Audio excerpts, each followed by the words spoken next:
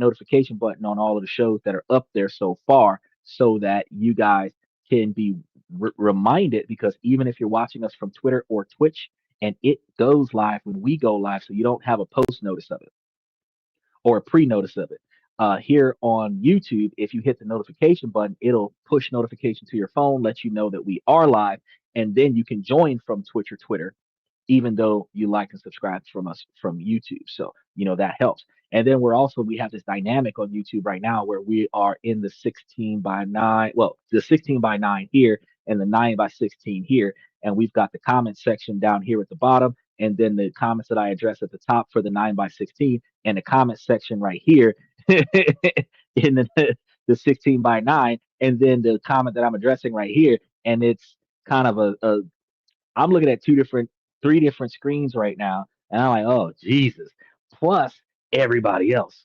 So you can only imagine how this is going to turn out when people start clicking the links in the comment section, approving the mic, approving the camera, and coming into my green room where I can put them up on a screen. And then I got me at the top, and them at the bottom, and me on the left, and them on the right. And whew, whew. But Dylan says, yikes, I have had credit cards stolen, so I always like uh, to have 5 or 6 credit cards available. Good, good. You should. And we're going to be getting into that. We're going to be getting into that. Having 5 or 6 credit cards is a good revolving credit history. Having a diversified line of credit actually helps you as well, because if you have multiple different credit card companies that you have, and then you also have like a loan setup that you're paying down that is in good standings, and then so these things diversifies your credit history, and it shows that you're able to pay back the debts that you accumulate. Anybody who's aiming to get to be a black card member, the one thing that you're going to need is to spend a lot of money and then pay it all back. So if you're trying to get black cards are invite only. So if you're trying to get there, you're gonna have to make you some dang money before you can spend enough money to qualify to be a black card holder. So we are in the matrix. Never heard that before with the studio setup, bro. It is crazy.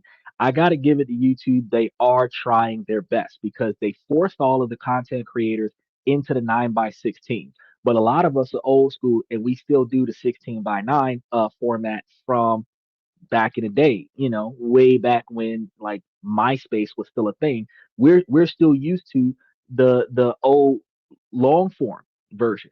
And most people prefer that because their computers, their cell phones flip sideways and do the 16 by 9 by default, and then does the fill. But if you do a 9 by 16, it'll have the black bars on both sides, and nobody likes that. It distracts them from paying attention to it, and then they don't have a zoom in feature, so it's crazier. Wide is so much easier.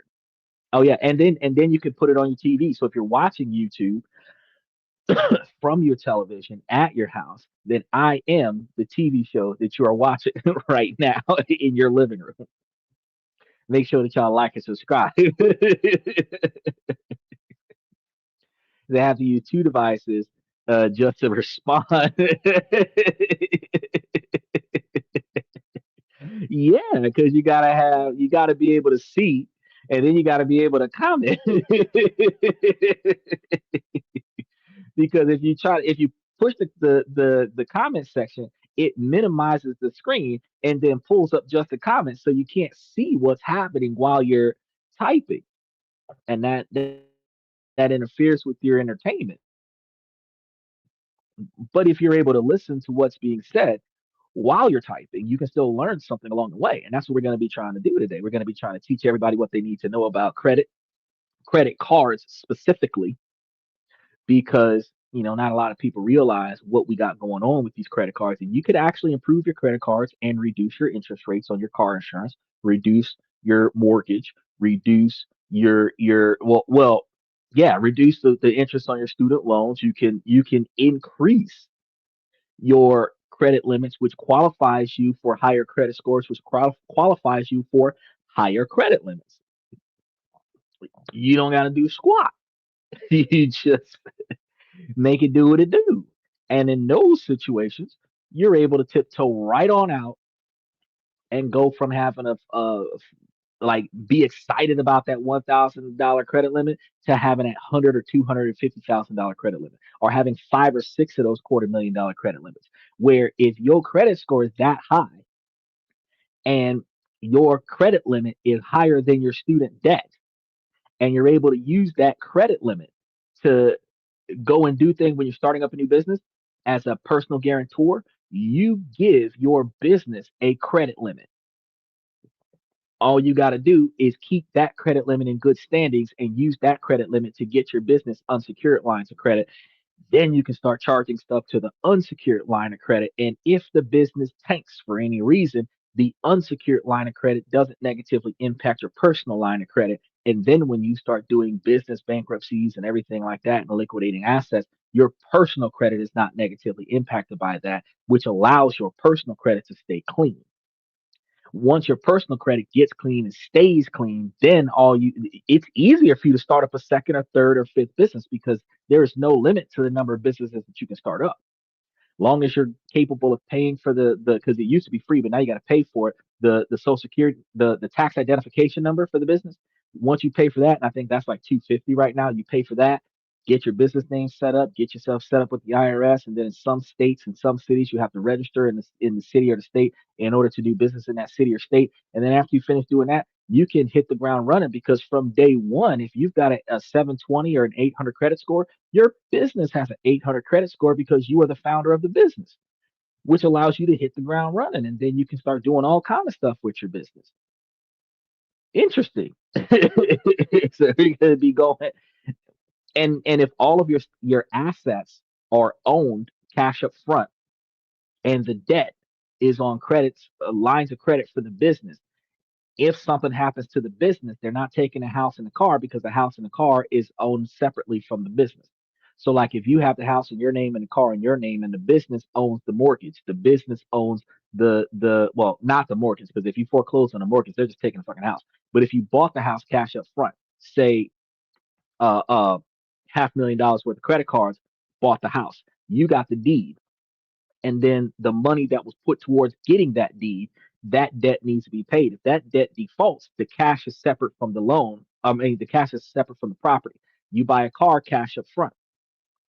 If the car that you bought cash up front, you keep the car and the debt is somewhere else. You got to pay that debt. If you default on paying that debt, the car is still bought and paid for. So though that's how you separate your assets from your debt. Some people have multiple businesses. You have one business that juggles the debt and one business that owns the assets. So the car isn't your car. The car is the business's car.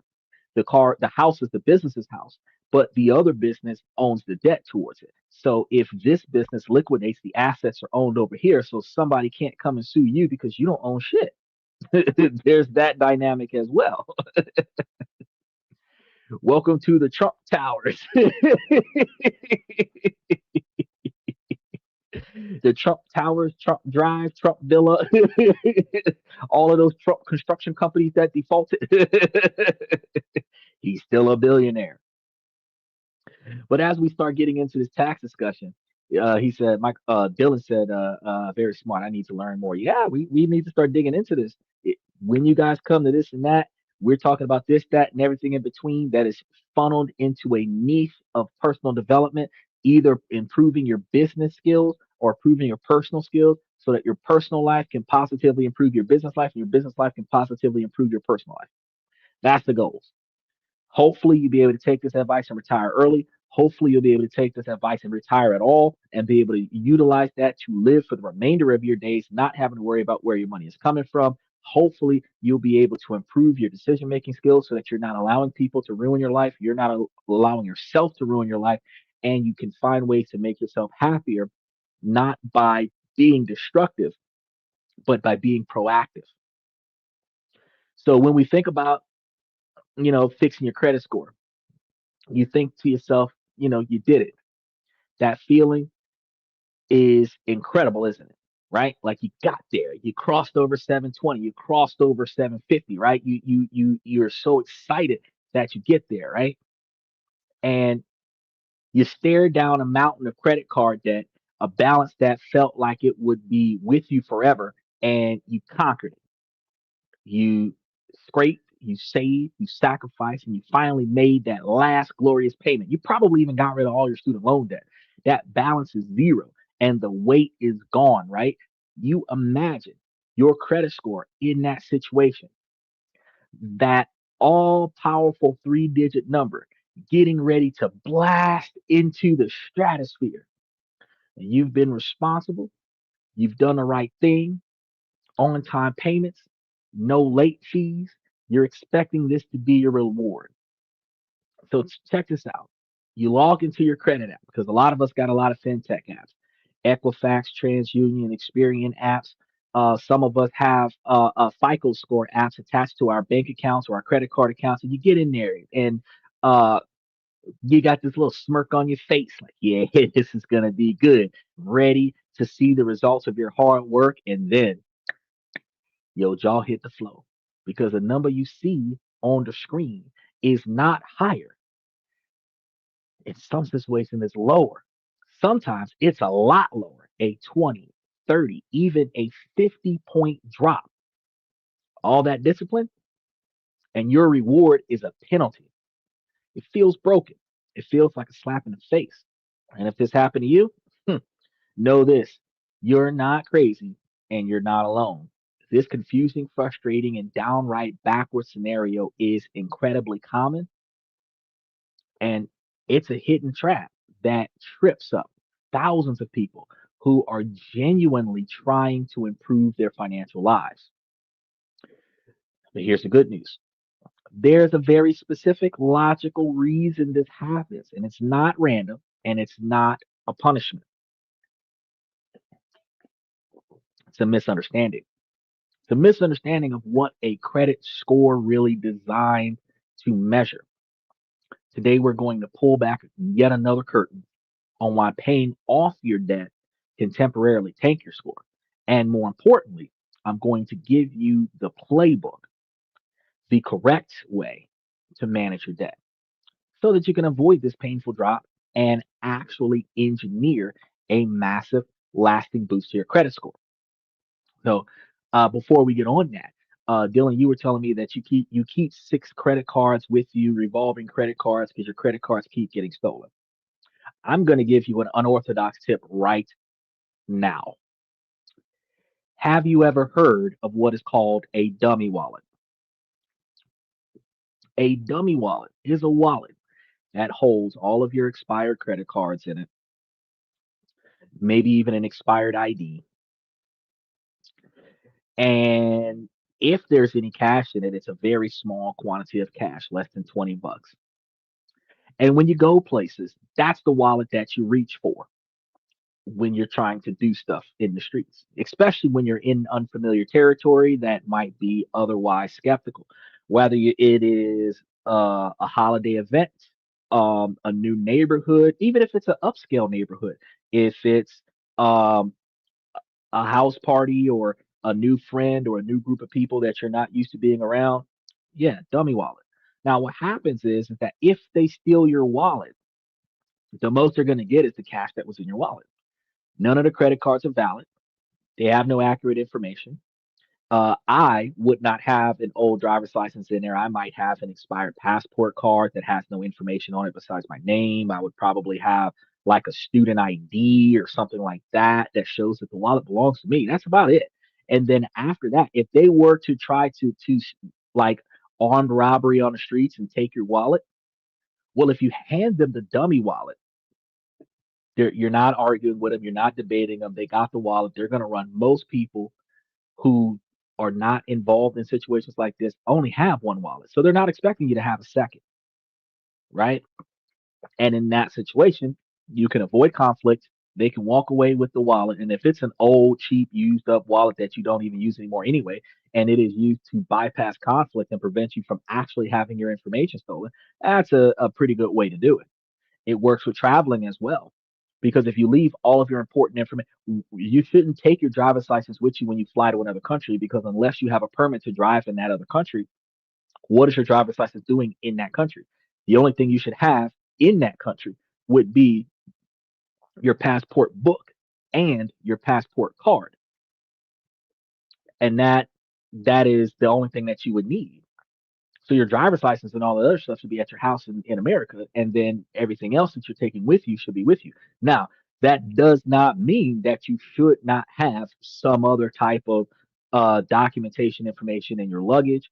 Um, Maybe take a screenshot of your driver's license and your social security card and drop it into your personal email, or something like somewhere where you can access it, where if everything that you have gets stolen from you while you're overseas, you can still log into a computer, pull up your personal information, and print out proof that you are who you say you are, even if they take everything else from you, so that they can take, because what they're going to need is the passport number, which we're not going to remember because most people don't even know their driver's license number. And you should memorize that because that keeps you from being shot to death in Chicago. You should memorize your driver's license number before you memorize your social security number, and then your passport number. And if you have that, a screenshot of your passport card, a screenshot of your passport book, and a screenshot of your driver's license in a folder that can be accessed on your computer, whether it's in a cloud or whatever the case may be.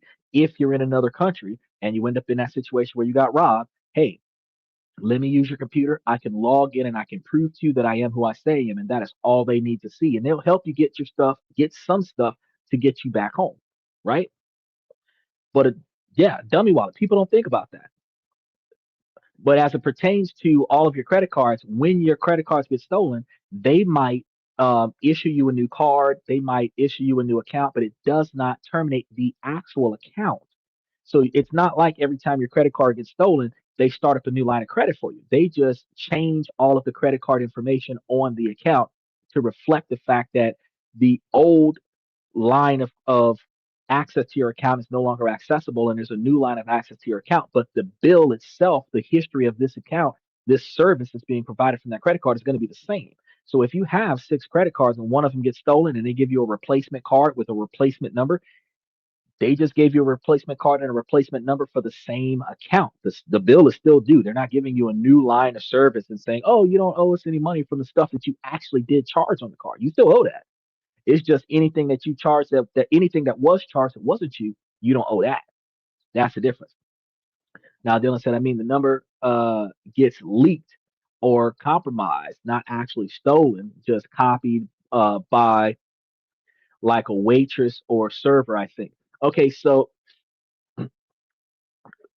that's a good statement while we're talking about credit cards. You should have a secured credit card or a prepaid card that you use for situations like that. Um, you really should have.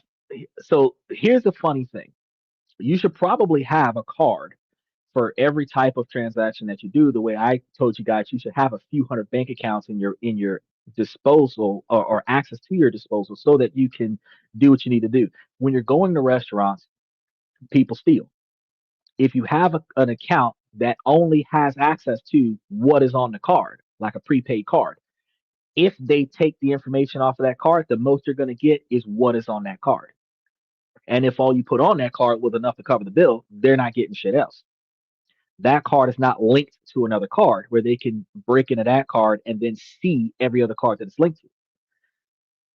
Likewise, and really linked accounts happen specifically in situations where your bank part links all of your accounts together, or you have a bank that is a partner with another bank and you link all the services between those two banks together. That's the only time when those things happen. But if you have two separate banks, like say Wells Fargo and Bank of America, I hate Bank of America, but let's say that you have those two. Bank of America is not going to show you credit card information for Wells Fargo, and Wells Fargo is not going to show you credit card information for Citibank. So if you had different credit cards for different credit card companies, and you're going to use your $500 limit card for a restaurant charge, you use a different card for a gas charge, you use a different card for online purchases, whatever you use that card for, and that's all that card is used for. First time it's used for something else, they're going to flag it and freeze it because that's not the normal transactions that happens on that card. If you get a specific credit card that has restaurant perks, you only use that card for restaurants. You get a specific card that works for frequent flyer miles, you're only using that card to buy plane tickets. You get a card for fuel perks, you're only using that card to put gas in your car. Doesn't matter what else it does. But if you only use it for that, what are they going to get? But then think about this for while you're talking about them copying your card information. A lot of people, a lot of young bucks, Gen Zs, y'all add all y'all credit cards to y'all wallet, y'all Google Wallet, y'all Apple Pay, Samsung Pay wallet. It's on your phone. There's an NFC button that is active on your phone 24 hours a day, 7 days a week, in order for you to auto pay by tapping your cell phone onto the register, and it takes money off of your card. Convenient, right?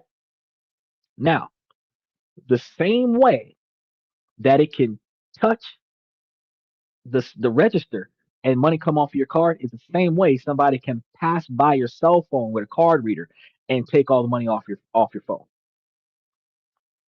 So you should not have any credit card devices accessible on your cell phone.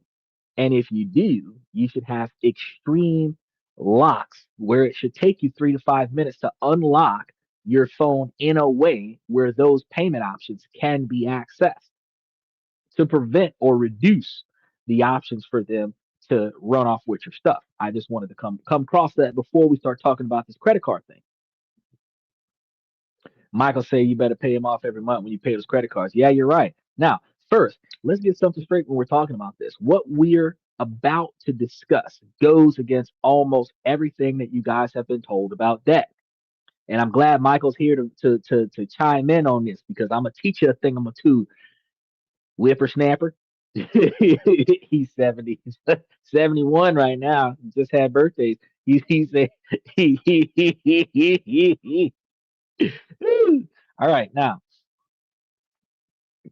we were taught that all debt is bad and paying it off is always good. Now, poor people learn this and poor people live by this and chasing the debt is what well, actually, really, we run from the debt. We're afraid of the debt. And then, staple that shit to my credit report and da da da da da. You know what I mean? And that's the dynamic that we typically have. But when we're trying to do better in life, we're chasing the debt like all in on paying for the interest notes, paying those payments, not getting anywhere with the principal, but we're all in with paying those notes. And that's the wrong way to go. You're right. Not all debt is bad debt.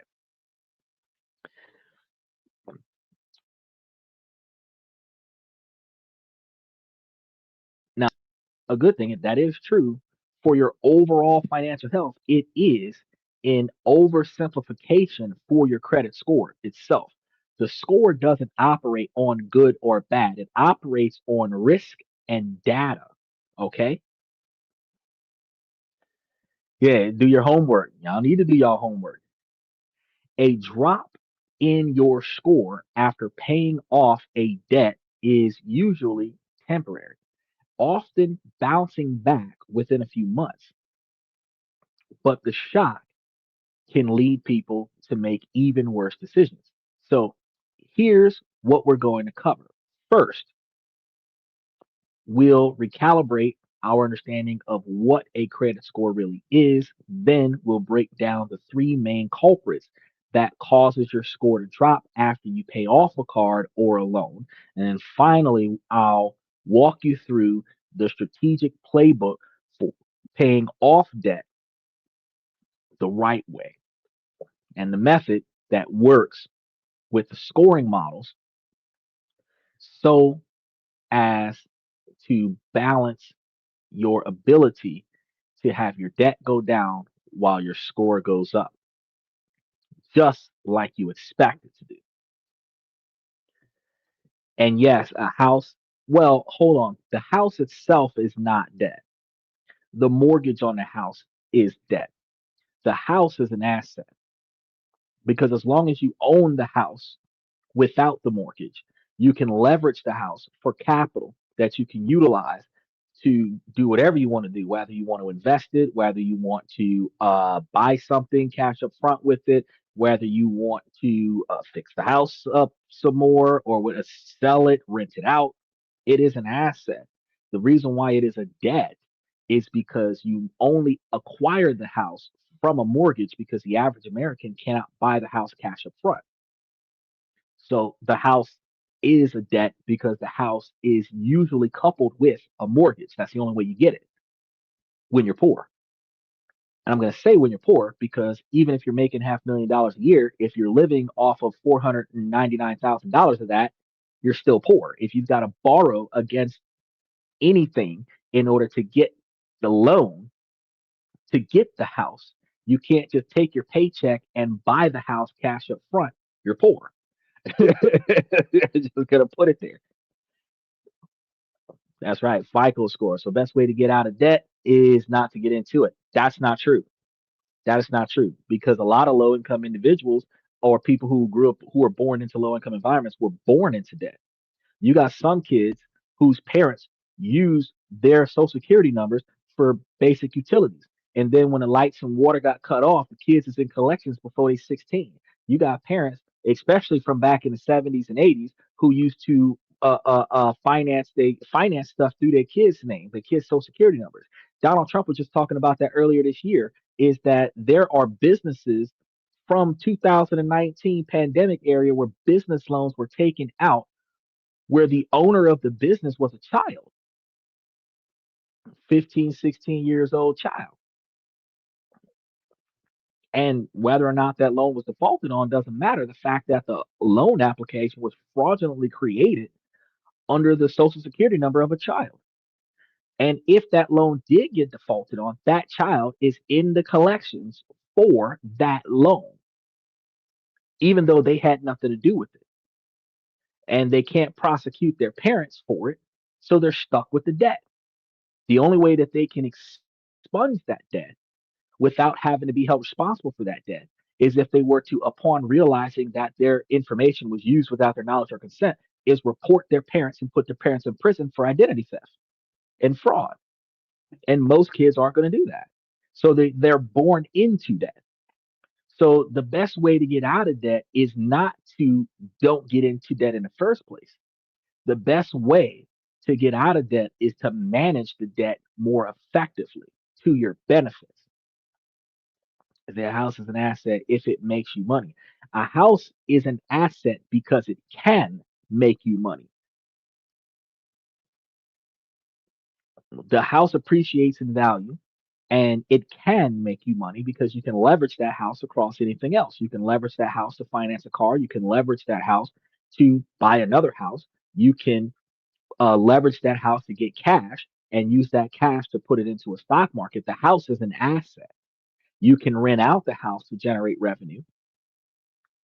But if you have a mortgage on the house and you're not leveraging the house at the same time, then the house is just a liability because all you're doing is paying for the possession of it. In the meantime, it's a debt. It's, yeah, yeah. In the meantime, it's debt. So, first step is to completely change how you think about your credit score. Let's get into that because most of us see it as a report card on your financial health. Not quite. You kind of got an idea, but it's not quite that. We think a high score means I'm good with money, and a low score means I'm bad with money. And this is the fundamental illusion. A credit score is not a measure of your wealth. A credit score has one job to predict the likelihood that you will miss a debt payment in the next 90 days. That's it. It's a forecast of your reliability as a borrower. It answers one question for a lender. If I give this person money, how likely am I to get it back on time? Because of this, the entire system is built around analyzing your relationship with debt. It doesn't care if you have $1 million in the bank, it only cares about what it can see on your credit report, your history of borrowing money and paying it back. To understand why paying off debt can hurt you, you have to know the ingredients in the score. And while there are different models, especially now after what Donald Trump did in September, FICO is used over 90% of the time of lending decisions, and it relies on five basic factors, right? Is until it actually making money its debt. Yeah, well, that's right. That's why I like FICO score, even though I pay with cash. The FICO score we're used to. They have the Vantage 8 and the FICO 4 and all these other different ones that have come out recently. And some of them even calculate your payment history. Or not just your payment history, but your payment history for your utilities and stuff. I've noticed that if your payment history with your utilities and stuff is added to the quantity of consistent debt that you have, you might see yourself having your credit score go down because you're claiming your lights, water, gas, car insurance on your credit score. Now, while that helps show consistent payment history, it also shows an increase in debt. So, in order for you to rectify that, you still have to make payments and then increase your credit score throughout the thing. I was gonna be getting to that later today, but I wanted to tell you guys that a fantastic model that I told you guys before, in addition to what we're about to go through. We think about marriage, and a lot of people swear to God that it's supposed to be under the eyes of God, right? And then the rest of us know that it's a financial transaction. And while recognizing that it's a financial transaction, a lot of people don't get married; they just live together. And those people who live together, they just pool their money together and they do stuff together. And truthfully, the first thing you can do before you get married, before you get engaged, is get a joint bank account. If you guys can manage that without fucking up, you guys could probably move in the direction of getting married, right? Yeah, probably even before you move in with one another. You could probably, assess people's stability by maintaining things. But when you do get to that point where you move into the same house together, y'all are paying the same bills together, if you are trying to build up your credit, I told you guys, you should be able to work together to apply for 4 credit cards a year. And the reason why I say 4 credit cards a year is because the rule of thumb, and we're going to be talking about it later today on the show, is that you individually should be able to apply for a credit card once every 6 months. Now, if you're in a relationship with your partner, you get approved for a credit card, you add your partner onto the card as an authorized user. Both of you are going to have that card show up on your credit score. If your partner orders a card uh, 3 months later and then add you onto their card, within 6 months, you've been added to two different lines of credit, but you've only applied for one. You're only going to get the hit for the one, but you're going to get the credit boost for both. You will get a little bit of a hit for the average line of credit because you're going to have a new account, but it's going to be offset by the higher credit limit. So we're going to be talking about that later today as well. But if you did that twice a year, you should get 2 cards, add your partner on it. Your partner should get 2 cards, add you on it, and that means that you would have gained 4 cards a year. If you're getting $500 to $1,000 cards or $5,000 to $10,000 cards, and you're doing that 4 times a year, you're effectively improving your credit score, or not credit score, your credit limits by upward of 40,000 a year. If you're getting 10,000 credit cards 4 times a year, but you're increasing it by 4,000 a year if you're getting $1,000 credit cards 4 times a year. But you're still either way boosting up your credit, which offsets the debt that should be stagnant or being paid down. And the reason why I say stagnant because some people barely pay the minimum balance and they just do their on time payments and they don't really try to attack the principal. But those people who specifically attack the principal, it'll be continuously going down with utilization, but continuously going up with the limit, which will continuously skyrocket the credit score. I think that that is something that not too many people think about. So if you're building a life together, before you say I do, try to build 25 or $50,000 worth of credit card utilization, not debt, credit card availability. And if y'all can do that, then y'all can get married. How much was the wedding? $150,000. Well, if we can get $150,000 worth of credit, we can go get married. He said before you get married, get your nuts good. Well, you don't necessarily have to do that because if you find a woman that values you as a man, you should not have to do that. Uniformity should not require a man to be submissive to a woman for a woman to feel equal.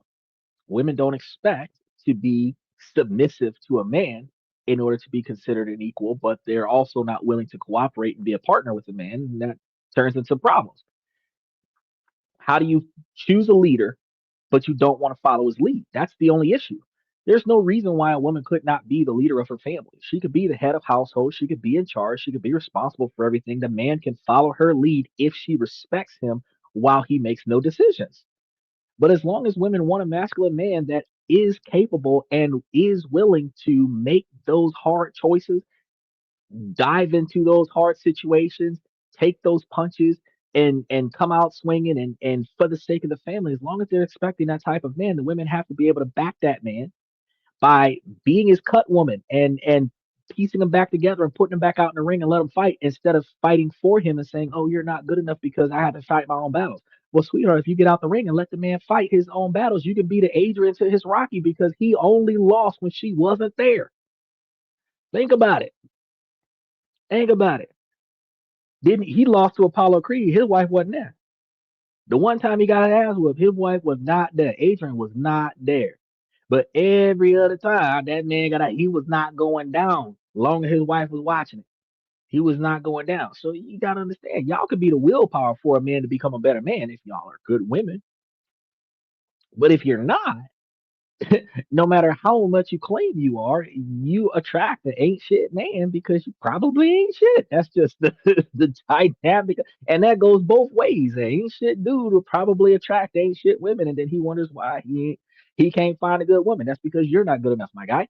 You got to improve yourself first and then look for better. So Michael says if you're in high school, the credit card companies will send you a lot of them. Well, if you're in college, credit card companies will send you a lot of credit cards because they give credit student lines of credit. It is a way to get the students wrapped up in debt because it throws a bunch of money at them and they don't know what to do with it because most kids are not taught financial responsibility. Most kids are not taught how to balance budgets. They're not taught how to invest. They're not taught how to build generational wealth. So when they get all these lines of credit, they just see more money that they're capable of spending. Not all of us were taught to don't charge to your card what you don't have the cash to pay back. Not too many people are taught that. A lot of us are taught to subsidize our lack of income by using a credit card to cover the spread and then just make those payments on the card. But as we experienced with that 43-day shutdown, if you started charging stuff to your credit card thinking that you were going to pay the credit card down with your next paycheck and you missed three paychecks, not only did you max out your credit card, you missed the payment on your credit card and fucked up your credit. And just because the government started working on Friday, your paycheck might not be released till next week, Monday. It's not like it's going to automatically hit your account on Tuesday because the country just started running on Monday. You might just get your money on the next scheduled payday and just get all your money. Because back pay is back pay, but if the payday release date is the payday release date and this week ain't that day, you still got to go a whole nother week without your money. Your last payment was on the 24th of September, and your next payment ain't going to be till the 22nd of November. That's 2 whole months of no fucking money. You just got to think about that. So don't spend what you don't have. That's a key of thumb. Now, back to so what 43 days shows never felt it. That's because your ass don't work. Well, you don't work for the government. I ain't feel it neither because I don't work for the government and none of my clients work for the government, so it ain't hurt me neither. Now, let's start off with the first and most important part of this. This is going to be your payment history. It makes up a massive 35% of your score. And this is king.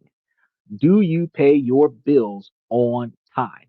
One payment that's 30 days late can create a crater in your score for 7 years, meaning that you charge something, you forgot to make the payment on time, and it is more than 30 days from the date of the transaction. So the billing cycle came out, you had 2 weeks to pay, 2 weeks and 1 day passed by, it's late. That's a crater, you know, and nothing you can do about that. You can have a situation where times is tough, you ain't got enough money to pay all your bills, and you just let some of your bills go for a couple months, and then you try to get back at it. When you do that, you might see a 60-day, which is worse, or a 90-day, which is even worse. Or in some situations where you're bouncing back off of catastrophic failure for a whole season, you might see charge offs for 90 days or 120 days of non payment, which is even worse. These things drastically compromise your credit score. Um, Second, the most relevant for us today is accounts owned. These are the credit cards that are in your name, whether you're an authorized user or if you are the primary account holder. At 30% of your score, this is important. And this isn't just about your total debt. It's mostly about your credit utilization ratio, how much of your available credit you're using, right? And we'll get back to this one because it's usually the main culprit. Third, this is going to be the length of your credit history. It's about 15% of your card. Now, this looks at age of your oldest account, your newest account, and the average age of all accounts combined. A longer history suggests stability.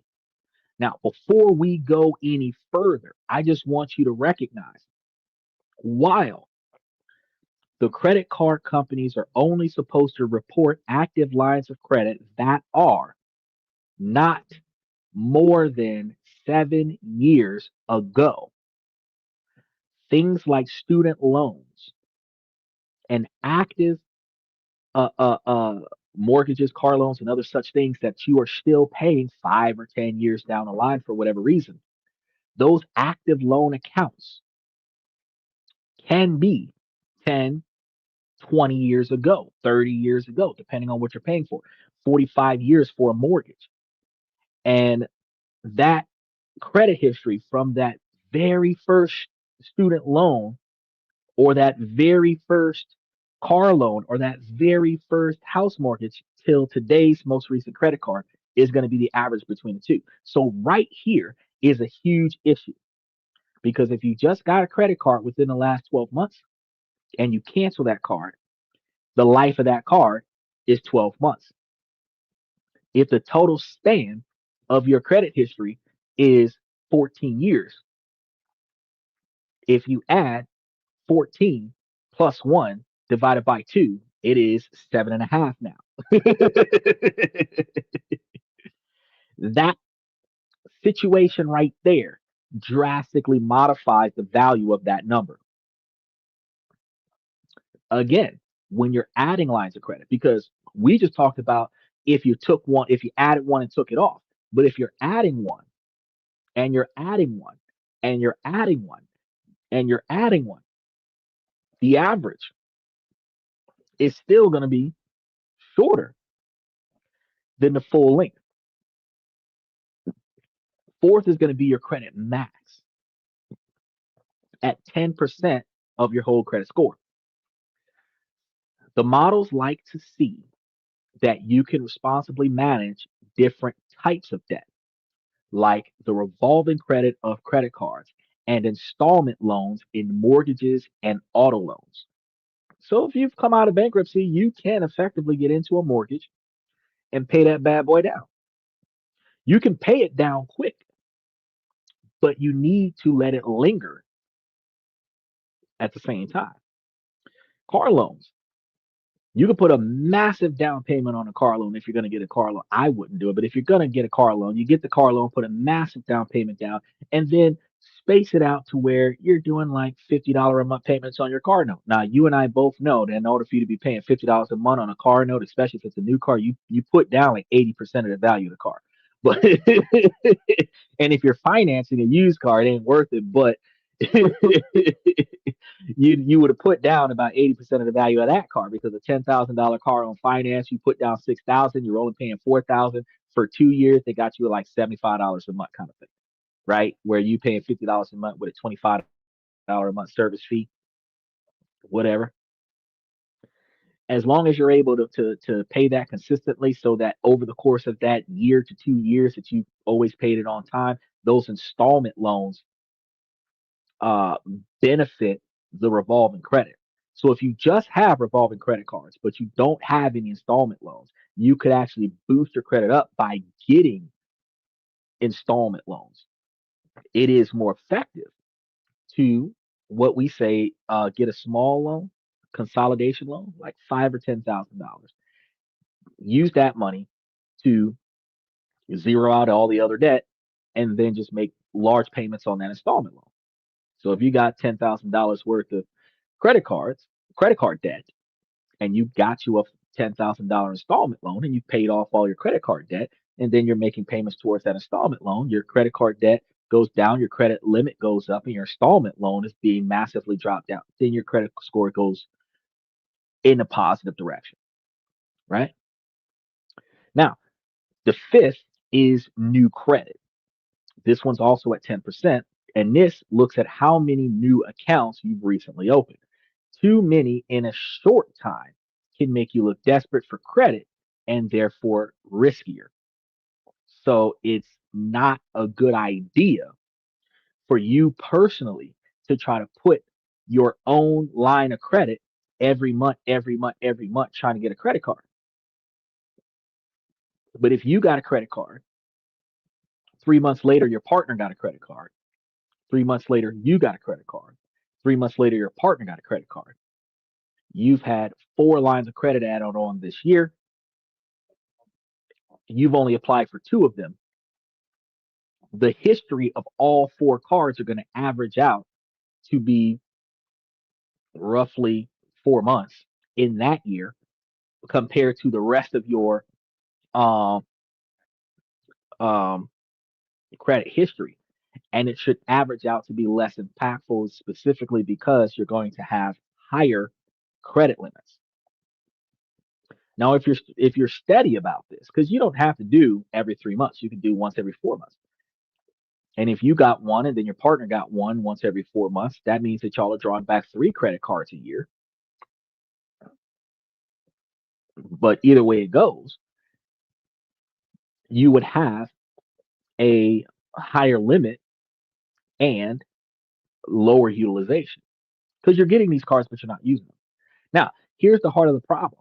When you pay off a debt and completely close that account, you can negatively impact 3 of these 5 factors at one time: amounts owed, length of credit history, and credit max.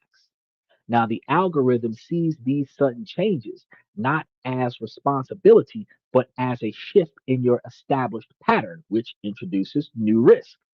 The system gets nervous and your score takes a temporary hit.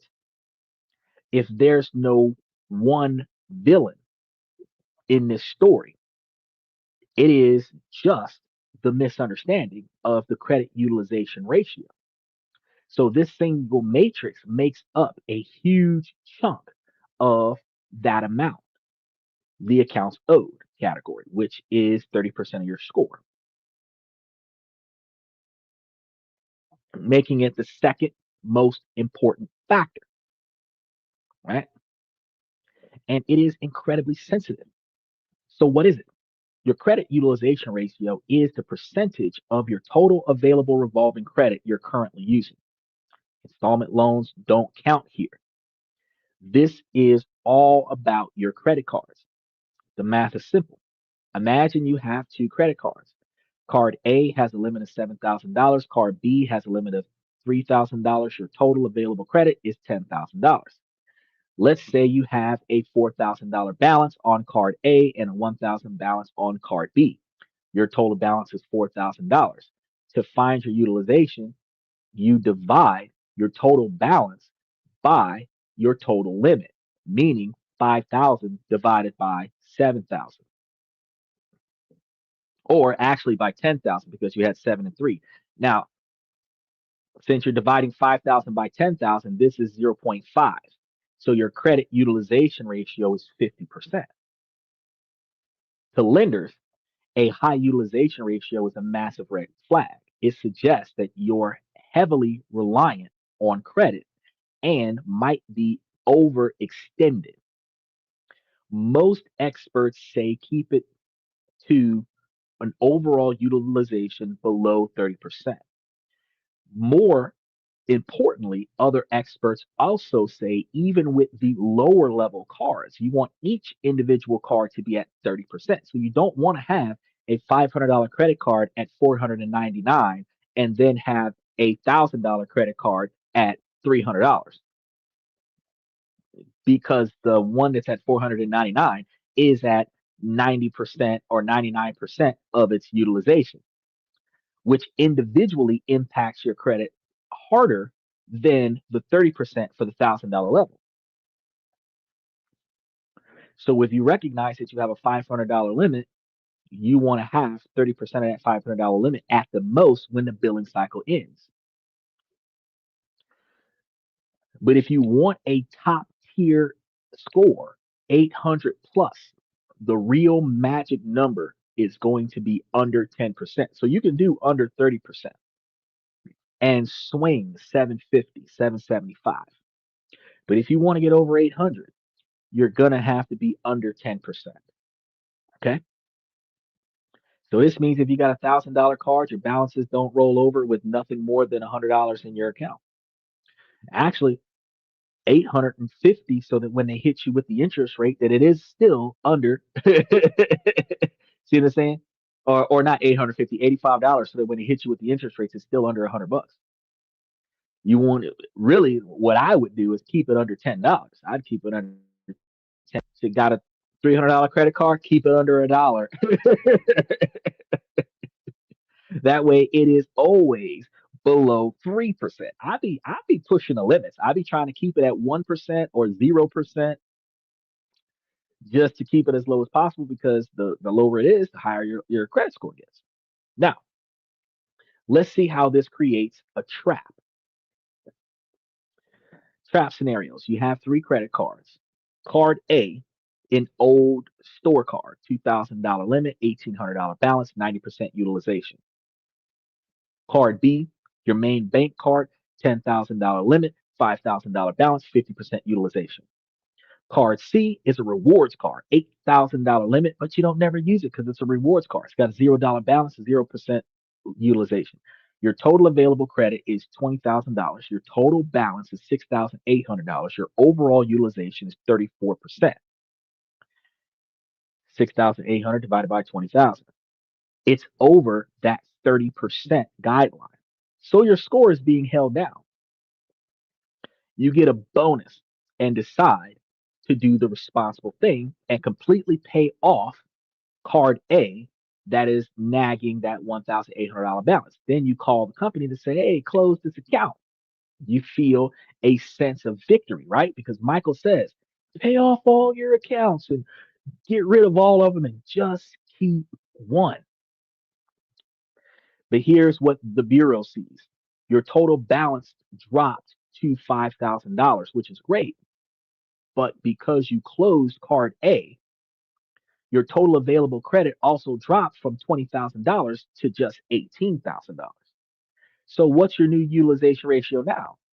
Your new balance of $5,000 divided by your new limit of $18,000 is about 27.8%.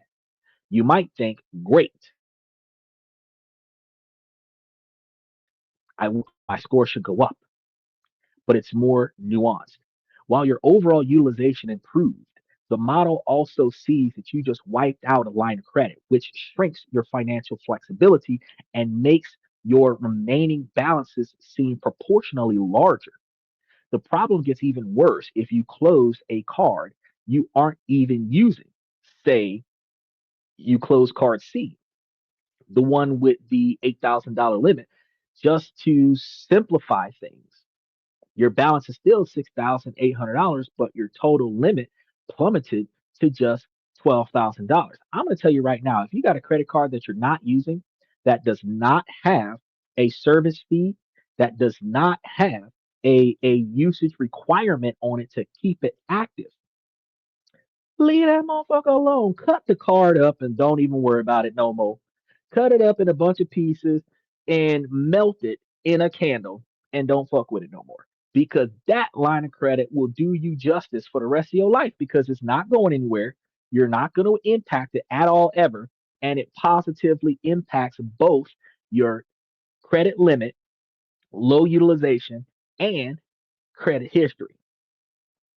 Don't even mess with that. If you were to do something like that, your utilization would skyrocket from 34% to a disastrous 56.7% overnight. And this single action could cause a major score drop. This is the utilization trap. The impulse to get rid of cards after paying it off is what backfires. If you got a card and you pay it down, leave it alone. If it's the kind of secured card, credit building card, or whatever the case may be that charges you $8 or $10 or $20 a month to have it, whenever they add the money to the account, pay it. That's it. Pay it. In it's not 100% going to do you justice to drop it and get a better card.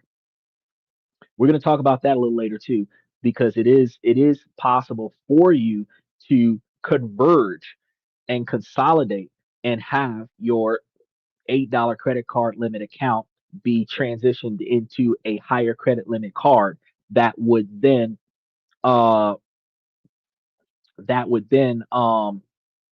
close out those other cards, pay off those cards, and then give you a higher credit limit. You could do that. You could do that. Those there got a lot of people who had American Express cards where they were paying on average like $65 a month for this $250,000 or $500,000 credit card. And they were saying that the fees were too much because they were charging on average about $350 a year to have this card. I would claim that as fucking bank fees on my credit report and get a discount on it. But some people complain about it and they're like, I don't want American Express. But you're going to throw away a $500,000 line of credit because you don't want to pay that $350 a year. Some people are paying $50 a year or $50 a month on a smaller line of credit. So if I could get that Amex card with that $500,000, I'll pay at 35, $40 a month all year long. Make sure I pay that on top of everything else. Shit, I'll be putting more shit on that card. You 300 a 500,000 or $300,000 card at 10% means that I can run a $20,000 balance on that bitch. If you're smart and you're living at 30% of your standard of living, 30% of your income. So say I'm making 100 grand. My cost of living should be 30 grand. If my cost of living is 30 grand and I've got a $300,000 credit card, I could take my annual bills, put it on this credit card for the whole year and still be at 10%. Now, while that's a waste of money because the interest rates are going to be a fucking killer, the fact is that I could pay for the whole year and likely only be paying like $500 a month at the most on the minimum monthly balance on that, which means that $300,000 or $500,000 credit card would be a fantastic lifesaver during the shutdown because I could have charged October, November, and December just to be on the safe side to that credit card, paid all the bills on that credit card, and then held my last paycheck to make the minimum monthly payments until my next paycheck came in. Because they typically charge you about 10% of the total balance. So if you had $5,000 or $7,000, you probably had to pay $750 a month. But it's way cheaper than late fees with interest. Now, when you're getting rid of these credit cards like this, you're not just eliminating the balance, you're eliminating the denominator in the critical equation. So you don't want to do that. The second reason your score drops is more subtle. The length of your credit history makes up 15% of your FICO score. Lenders want to see a long track record. The longer you've managed credit, the less risky you appear. This factor heavily weighs on average age of all of your accounts. The algorithm adds up the age of every account on your report and divides by the number of accounts that you have. So, student credit card 12 years ago, a auto loan from 5 years ago, a retail card from a year ago. 12 plus 5 plus 1 divided by 3, an average account age of 6 years. 6 years now. We're supposed to have 7 years on average of credit. So that right there just dropped you down 6 years.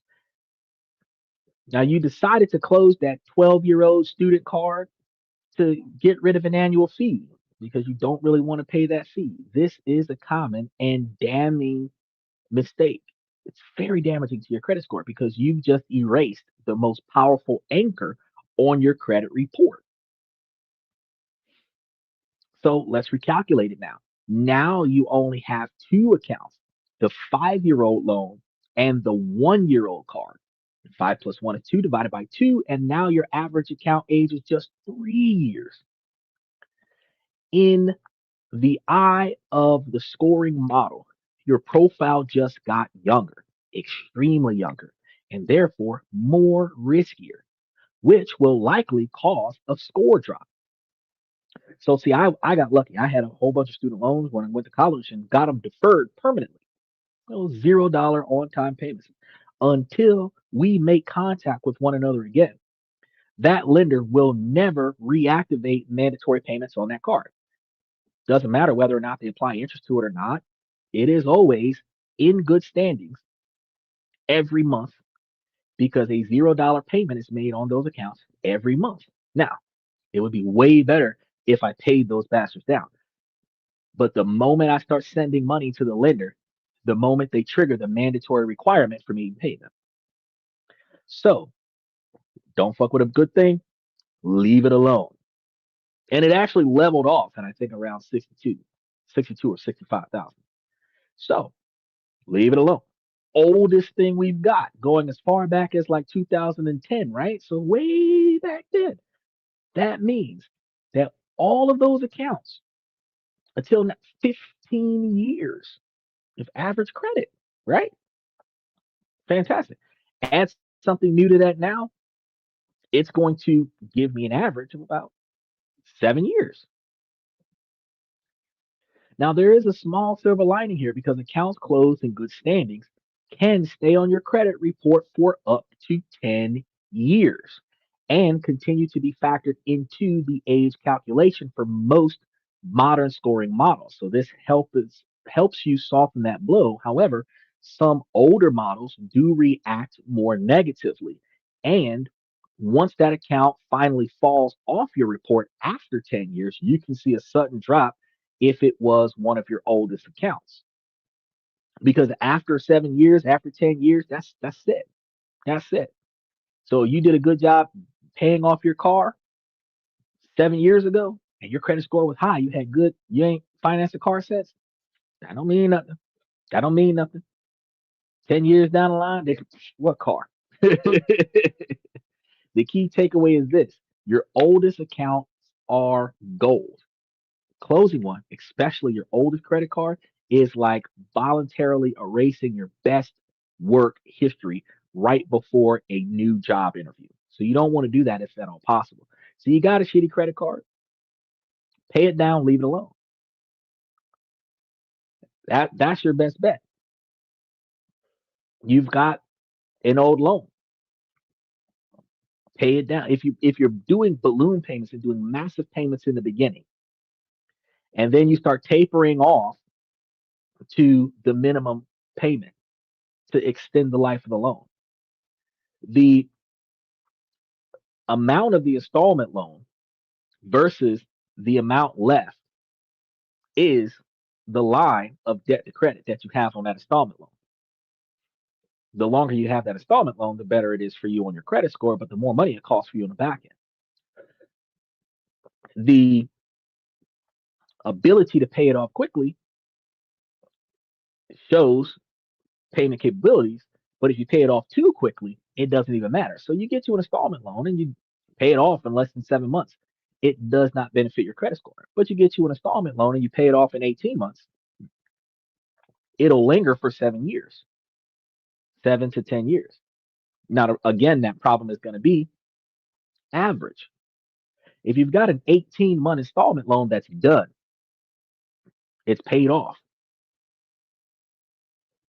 your average is still going to be smaller than what it would have been if you would have had a 5 or 10 or 7 year loan. Now, one of the reasons why I'm talking about this before I continue going, think about every time you buy something online, they are now offering microloans, 6 months of payments for shoes, toys, clothes, accessories, whatever the fuck you're buying online. Instead of paying the full amount today, we can give you $20 a month until it's paid off over the next 6 months. Some will give you zero interest for the first 6 months, and then they'll give you a variable rate for the following 6 months, but you're paying it off within 12 months. You think, fantastic, I can get it right now. I can make small payments. I can get this item today, and I don't have to worry about waiting to get the money to go get it. But each one of those that you pay off is a small transactional loan it's an installment loan that hits your credit score, which shrinks your credit score. You got like 30 installment loans over the past 2 years, and now your credit score is shit because you got 30 installment loans. You've paid off 30 different accounts over the past 2 years, which means all of those accounts are less than 2 years old, right? Plus your longest history. So if your longest history was 15 years and you've got like 5 accounts, let's say you have 10 accounts that are 15 years old, and then you've got 30 accounts that are 1 year old. You got 45 accounts, and you're dividing that by the average of the 15 old accounts and the 30 new accounts, and you're likely to have something around 2 years, 2 to 3 years of average. That's the reason why your credit score is so low, even though you do so good on making on time payments. You keep everything where it's supposed to be with the credit limits and everything to that effect because you're taking out too many installment loans, buying things online when you could have just paid it in full and just made your monthly payments on your credit cards. Okay, I know that this is a lot of technical details, but if these light bulbs are starting to go on, do me a favor, guys. I want you to tap those reaction buttons, like and subscribe, and make sure that you share this with somebody that you know needs to hear this information because it tells YouTube that this is valuable information and it helps get the video out to more people who are just as confused as we were before I started talking about this. And I really want to hear from you guys because if you have any experience in this exact score drop after paying something off, let me know. Put it in the comment section because I read all of them and your stories help everyone else in the community learn. Now, the third reason for a score drop is all about diversity. Your credit mix something that nobody ever talks about. These accounts for about 10% of your FICO score. Lenders feel more confident when they see you can juggle different types of financial obligations. The two main categories are going to be the revolving credit, things like credit cards, where you borrow and pay back and then borrow again. Installment loans, which are loans for a fixed amount with a set payment schedule, like a mortgage, an auto loan, or a personal loan, SBA loan. And then imagine you took out a personal loan to consolidate a credit card debt for 2 years. You've been diligently making payments, then you make the final payment. The loan is paid off, account closed. Huge win for you, right? But the scoring model sees that you previously had a healthy mix of both revolving and installment credit. Now you only have one type. Your credit mix has become less diverse. The reduction in diversity can trigger a small but noticeable drop in your score. So they're not lying in that ad when they say that taking out this five or $10,000 installment loan can boost your credit score. It can. It'll cost you the interest rates on the loan, but it can. This feels like a penalty, but from the algorithm's perspective, a piece of the puzzle it was using to evaluate you has been removed. The long term benefits of having a paid as agreed loan on your record for the next 10 years is huge, but the immediate impact can be frustrating. That temporary dip.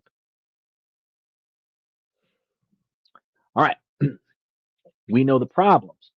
Now, for the solutions, how do you pay off debt in a way that makes your score soar? Oh, real quick before we go into that, special shout out for Noah. Noah Schaefer. It's been a while since you've been here, buddy. Good to see you. The one thing that we wanted to talk about real quick was that we noticed consolidations are good in some situations, especially when you can consolidate a bunch of cards with a good credit score. And when you consolidate those cards, it gives you a higher credit limit. So, like if you had like five or seven different smaller lines of credit with Capital One, then you contact their support system, you consolidate those cards, you get you a higher credit limit. It helps and it hurts because the number of cards that you had will be the number of lines of credit that you terminated. And that's going to cause a drop. But if you are able to increase your utilization while the age of your account will shrink, the not utilization, the credit limit will soar a little bit and that will offset. So you'll have a dip and a spike at the same time. It'll go up and down at the same time, which will kind of uh, sometimes if you consolidate like 3 to 5 cards and you drop that, that's going to probably give you 3 to 5 point drop. But then if you're able to get like 2 or 3 times more of a credit limit from the same company, and then you end up with that 30 to 50% increase, the 50% increase minus the 5% drop, you had an average 45% increase. So you still see a benefit that can happen. Consolidating debt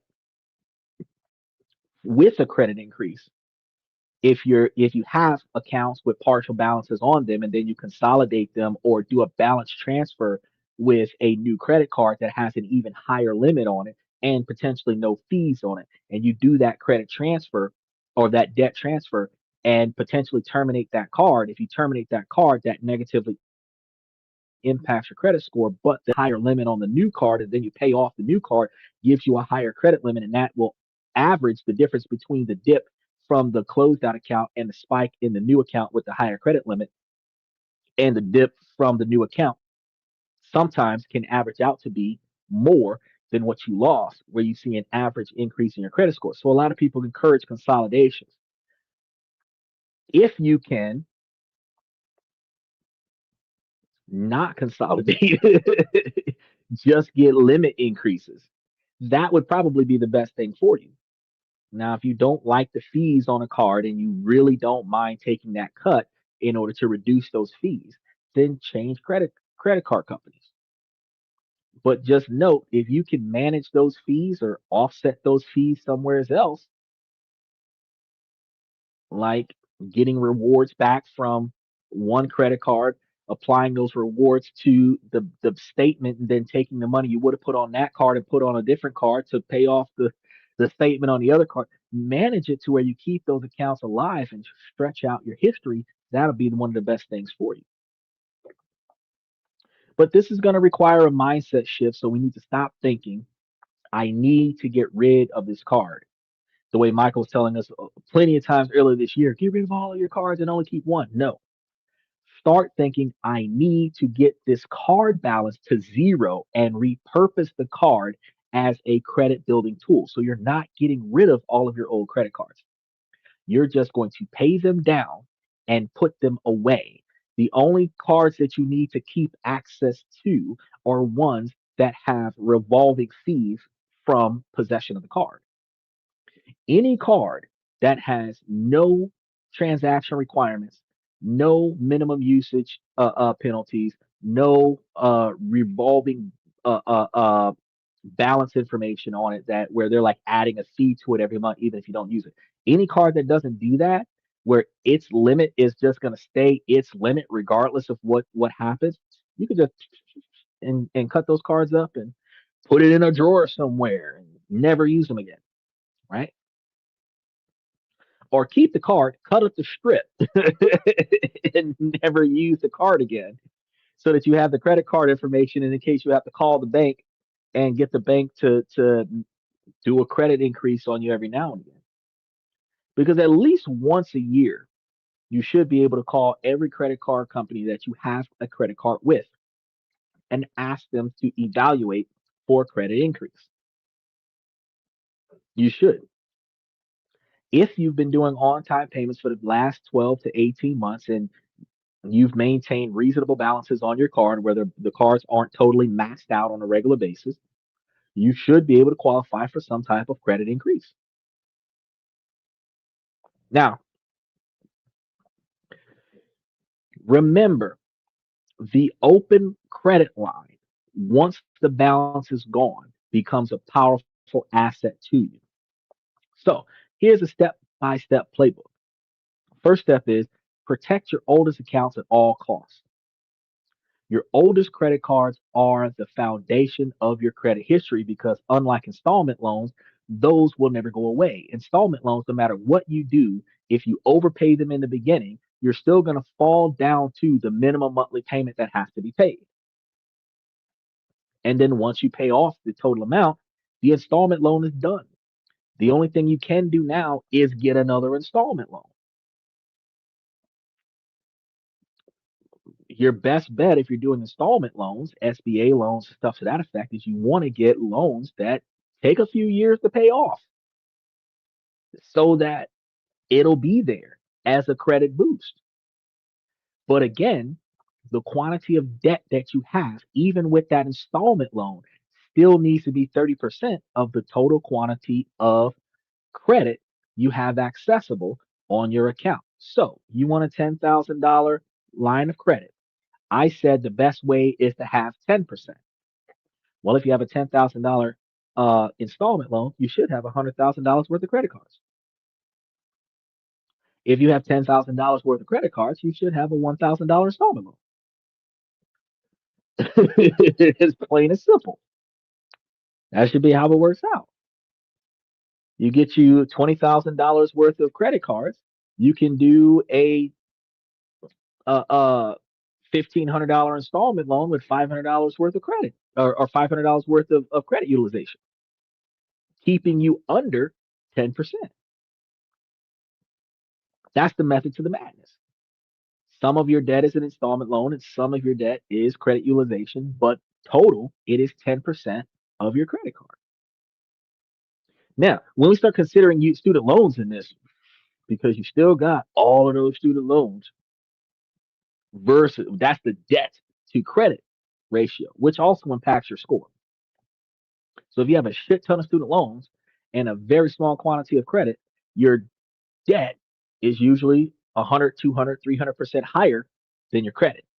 So your credit score is not going to go up as much as you would like while you're juggling this if you're not paying down those student loans. But for the sake of just juggling your credit cards right now, do not close your credit cards if at all possible. I repeat, do not close your oldest credit cards if at all possible. It's a mistake that can permanently lower your average age of your credit history. But what about the annual fee, you might ask? You have an amazing option, the product change. Call the number on your card and say something like, I've been a loyal customer for years, but this card's annual fee doesn't fit my budget anymore. I'd like to keep my account history with you. Can you downgrade me to a no annual fee version of this card? Most banks will happily switch you. You keep the same account number, and that's crucial because the same opened date is going to still be there, retaining that valuable history, but you don't have to worry about paying those fees anymore. Step two, you want to master the utilization takedown strategy. The goal is to show the credit card bureaus the lowest possible utilization ratio every month. So, first, understand the difference between your due date and your statement closing date. The due date is when your payment is due to avoid fees. The statement closing date is when your billing cycle ends, and it's the day your issuer usually reports your balance to the credit bureaus. This is the game changer. You could have a $2,000 balance all month, but if you pay it down to $20 before your statement closing date, the bureau will likely only see a balance of $20 and report a very low utilization. So if you have a due date on, say, the 15th or the 29th, and you pay down, you might have had 75% of your card and you pay it down to a whopping $1. The billing cycle rolls, and you got to do, and when you do this, you got to take into consideration holidays and weekends. If your due date is on a holiday, the billing cycle cuts the day before. If your due date is on a weekend, it cuts the last billing day. So if your due date is on Sunday, the billing cycle will cut on Friday, which means you have to pay off your account by Tuesday or Wednesday before the billing cycle rolls over so that you have 2 to 3 business days for it to process and promote the payment as paid below average or below the amount, right? Then it reports to the three major credit agencies, which allows you to say, okay, I only got $20 on this card, or I only have $1 on this card. So a week ahead of the end of the billing cycle, zero that bad boy out, or leave like 75 cents on there.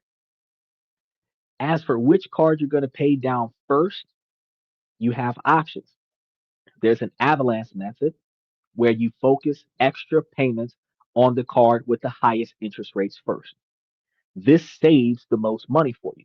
There's a snowball method where you focus extra payments on the card with the smallest balance first, the smallest uh, balance due.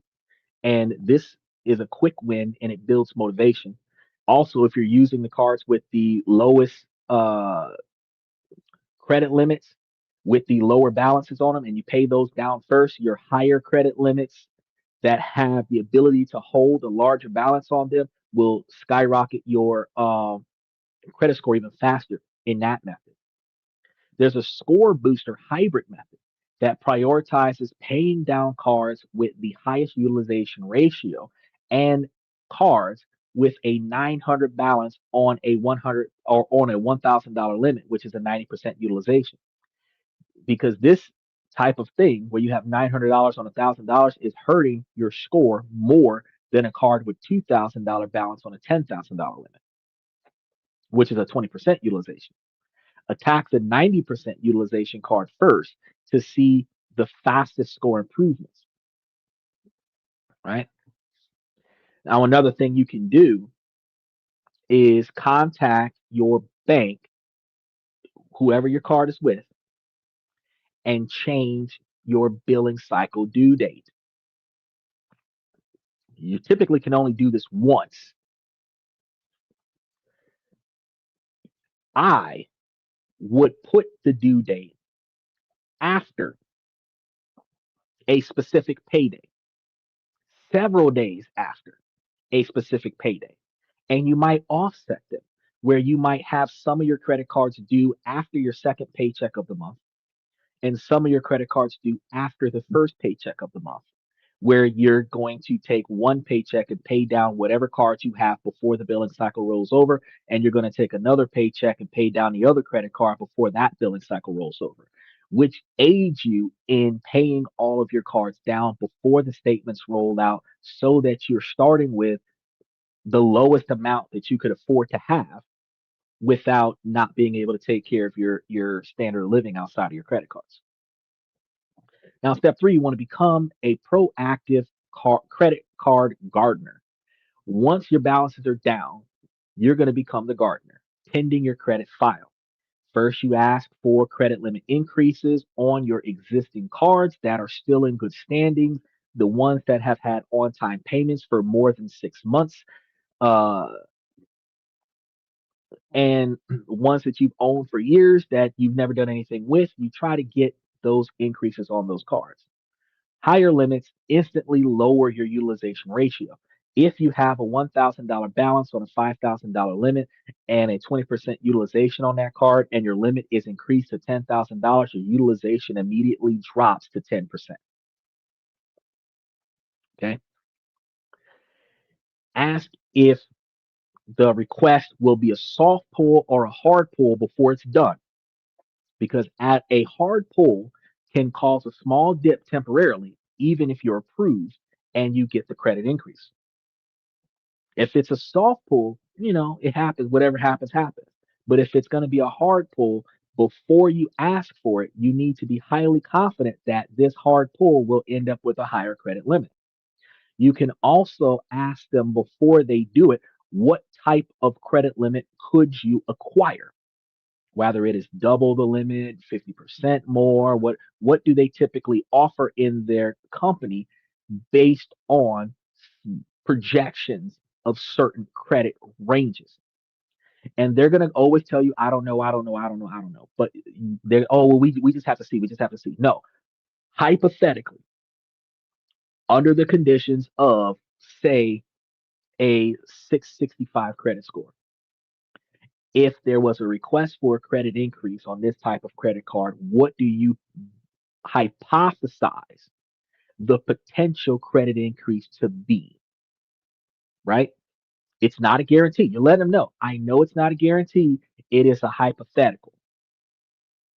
And then they'll say, well, usually depending on what's going on, if you had a 685 and we did a credit increase from here, likely you might see anywhere between $200 and $500 increase. Now, if you're satisfied with that level of increase, huh, hit it. If it's not enough, if they say, oh, well, your $300 credit card might go to $600 credit card, but you're going to lose 3 points because it's a hard pull. Nah, that's all right. I'll wait till next year. See what I'm saying? There's a difference. There's a difference.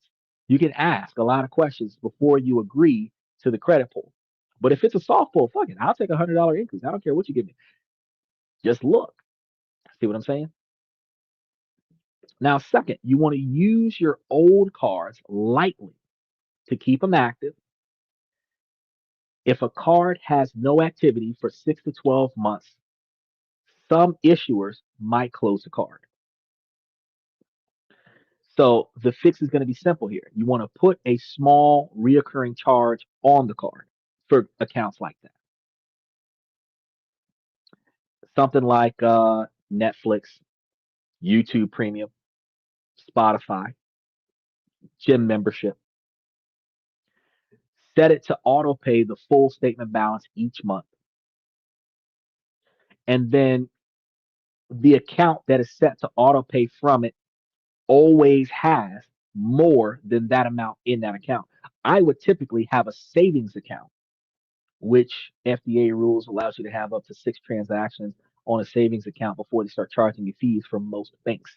So if you had a savings account where you just put 10, 20, 50, $100 in there every paycheck, and you've got this $25 charge that's going to go to your credit card once a month, and that charge is going to go towards a reoccurring bill. For Netflix is like $25 a month. Spotify is like 19.95 a month. YouTube is like 14 or $15 a month, unless you're getting a family plan. And these things generate where the billing cycle will roll over. Let's say again, I told you that the billing cycle is on like the 15th or the 29th. That's fine. You know how much the bill is. You have auto pay set up to automatically pay that card 3 days after the bank statement rolls over.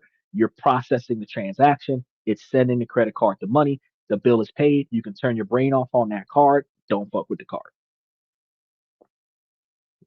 See how that works? And let's say you've got reoccurring charges. You got Netflix on one credit card. You've got your Walmart membership on another credit card. You've got, I don't know, your Florida Sun Pass on another credit card, and you just continue to do the same thing.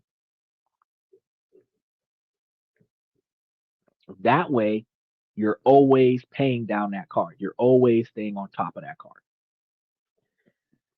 And nowadays, you still have the capabilities to do a soft pull on your credit report and check the balance on all of your cards, because it'll tell you when your credit card change, when your credit score changes, which accounts change. So if you, oh, I thought that I had no balance on this card and it's got like $50 on there now. Shit, let me go and put extra $50 on it, pay it down, right? Now that the old account is reporting perfect payment history and low utilization every single month, this is actively boosting your score with very little effort. Step four, you want to embrace the installment loans. Graduation, that's going to be huge. So when you're about to pay off a car loan or a personal loan, be ready for a potential small temporary dip. Don't panic. Refrain from it as a graduation. You've successfully completed the contract. The account closes, which might affect your credit mix, but the long term benefit is huge. That paid in full mark will stay on your report for up to 10 years. So if you get you a $5,000 installment loan and you pay it off for 2 years, and then after you pay it off, you get you a $10,000 installment loan and you pay that one off in 3 years, and then you get you a $20,000 installment loan and you pay that one off in 5 years. Over the course of the last 6 years, you've had three installment loans over the course of $60,000 that you've been able to pay off. And each one of them gives you a paid in full mark, where the oldest account from the date that it was paid off would still be on your account when your most recent one gets paid off. Because remember, you did 2 years, 4 years, and then uh 6 years. So you start seeing a fluctuation, you start tapering off on that. And that's going to be a powerful testament to your reliability. The temporary dip will recover. And if you're, like I told you before, going to credit unions, getting you small loans with small interest rates, putting those loans into a high stock option, and then paying off the loan with the dividends. You're keeping the principal, paying off the debt with the dividends from the stock option, increasing your credit score, increasing your investment opportunities, and covering taxation, because when you pay on a loan, it's tax deducted. Interesting. So as you use this playbook, be sure to avoid some of these common mistakes. You want to never, ever miss a payment. Payment history is 35% of your score, and one late payment is the single most damaging mistake that you can make that will stick with you for as much as 2 to 3 years when you're trying to apply for another loan down the line. And that late payment stays on your credit score for 7 to 10 years, especially if that account stays open for 10 or 15 years. That late payment 10 years ago is still sitting there as a late payment. That late payment falls off your credit score after the account falls off your credit score. Don't apply for new credit cards frivolously. Every application for a new credit card results in a hard inquiry. Even if they do a no ding credit pull, when they go to run your credit for a true credit in situation, there's going to be a hard hit somewhere. And when it dings your credit score, it's going to ding it for a few points. It's not just 1 point. Sometimes it's 2 or 3 points. Be extremely wary of co-signing on your homeboys. When you co-sign, you are 100% legally responsible for that debt. Authorized user sharing, that's fine because you're not going to issue them a card. They can't touch the account, but it reflects on their on the other person's credit report. If you're going to help your homeboy out and add them on as an authorized user of an account, they're not going to have any information, but you're going to boost their credit score where they can use that credit boost to go and borrow money from somebody else. Yeah, help a friend out. Doesn't hurt you at all. You can do that for a friend. You can do that for a family member. You can do that for your kids. You're 16, 17, 18-year-old. You add them onto all of your lines of credit, all of your positive lines of credit as an authorized user. Your kid has no debt and all of this credit. Your kid is at an 800, 820, 830 credit score out the gate. Zero down payment financing on a house, first time home buyer, the Trump account benefit, all of this stuff plays to the tune of bettering your child's ability to succeed. If they were using this to get student loans to go to college with an 800 credit score at 18 years old, they can get all the loans they want to get to go to college. And if you show them how to invest the money instead of waste the money, that kid can have a substantially large credit history at 18 years old and then have a very large portfolio at 18 years old. By the time they get out of college, all their student loans is paid off, which again keeps them in the high eights. And that gives them the capability to do more stuff, buy houses, finance things, hard money loans, private lenders, real estate investment deals, other commercial deals, because your payment history has been good since you was a child. Long as you don't try to cap and save somebody and throw away your credit history to max out all of your cards to take care of somebody else's stupidity. Your homie go to jail and you max out all your cards to get them out of jail and they don't got the money to pay you back and then they skip bonds. So now the bail bondsman keep all the money. No, that's not what this is about. That's not what this is about. They out there drinking and driving and crash their car. Now they in the hospital and you paying for all the medical stuff. No, that's not what this is about.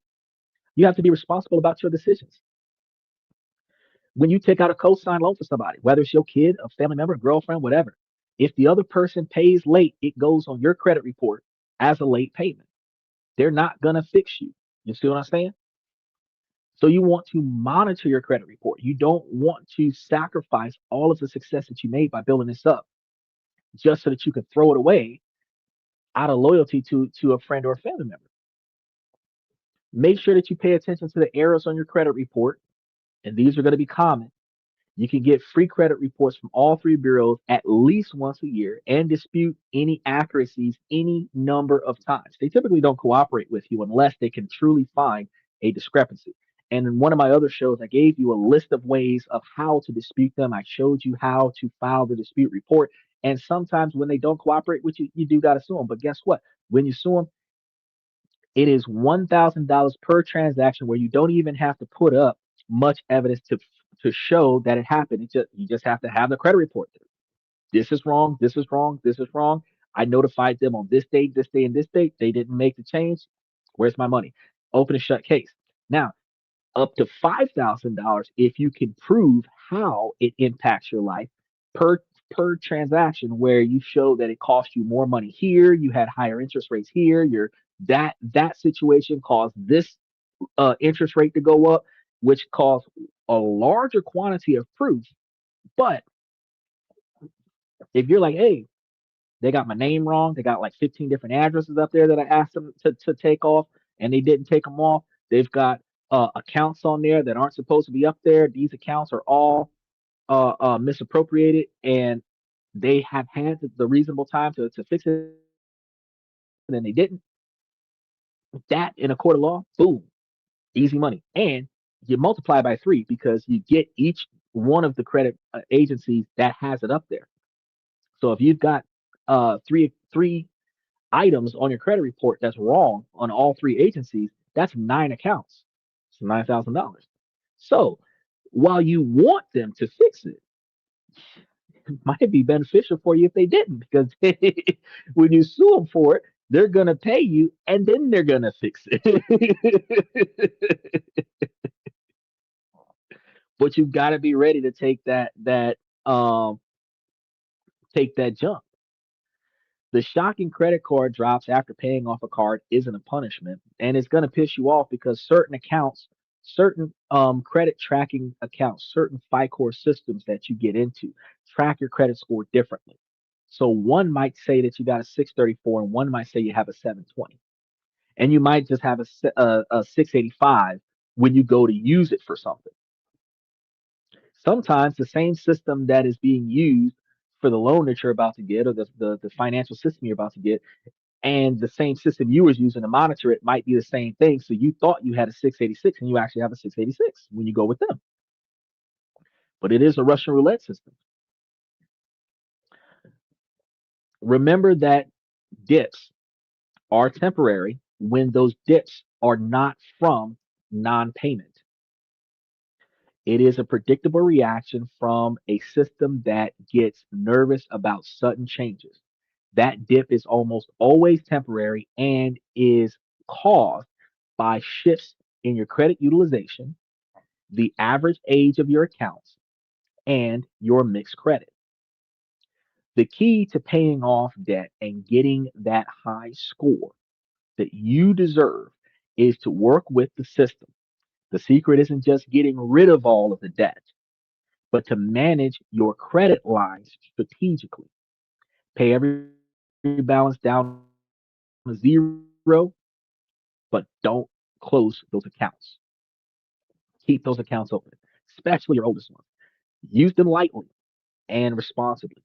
Nurture your credit file like a garden, and it will grow strong. The frustration you felt is valid, okay? But now that you're armed with the knowledge to turn that into power, the journey to an excellent credit score is a marathon. It's not a sprint. It's not an instant. I'm gonna fix my credit inside of 6 months. You could, but it ain't gonna last long if you don't maintain it after you did something to it. The important thing is that you're moving forward. And now that you have the map to get there without any more painful surprises, you actually can go back and rewatch today's show, get all the information, and not have to pay some credit bureau guy, some guru who knows everything about the secret ways to fix your credit. All of this extra money, you got the information from me for free. So you just save some money with that. And if you take this and proactively put it into action, you should start seeing within the first 3 months improvement. Within the first 6 months, dramatic improvement. Within the first year, great satisfaction.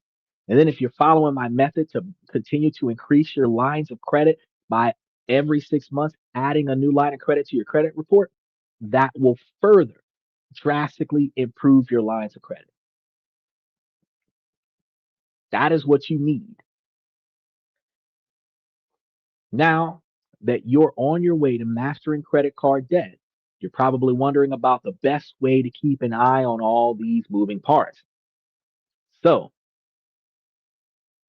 we have a video that breaks down all of the ways that you can monitor your credit.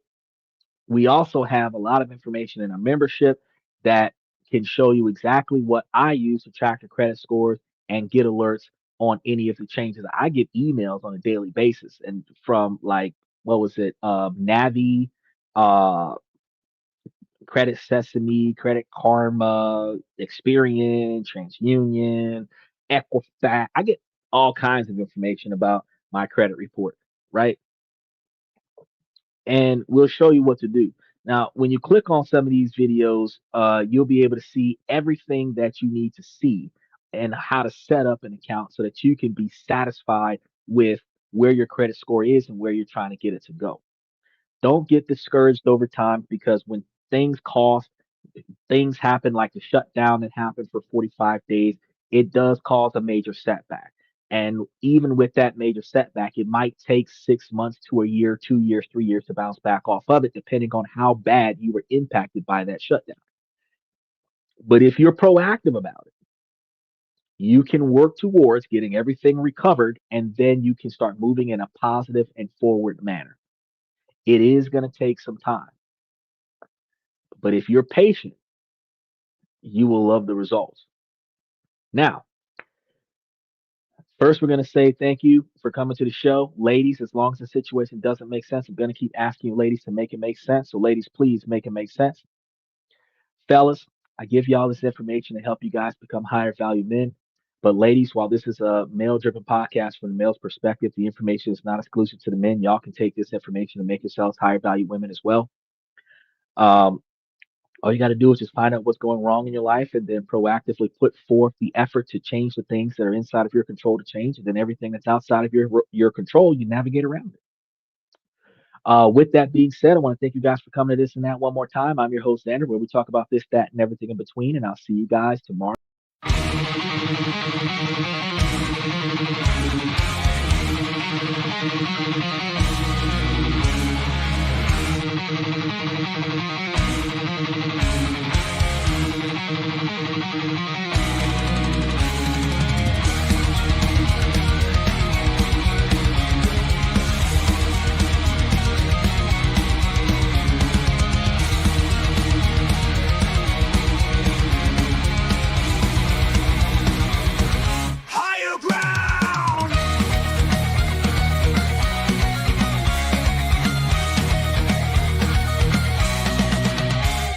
Chase validation, now I validate myself.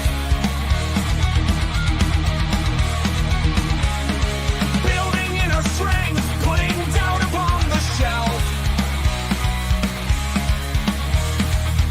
No more unnecessary drama, no more wasted time. Climbing higher, constantly making my own climb.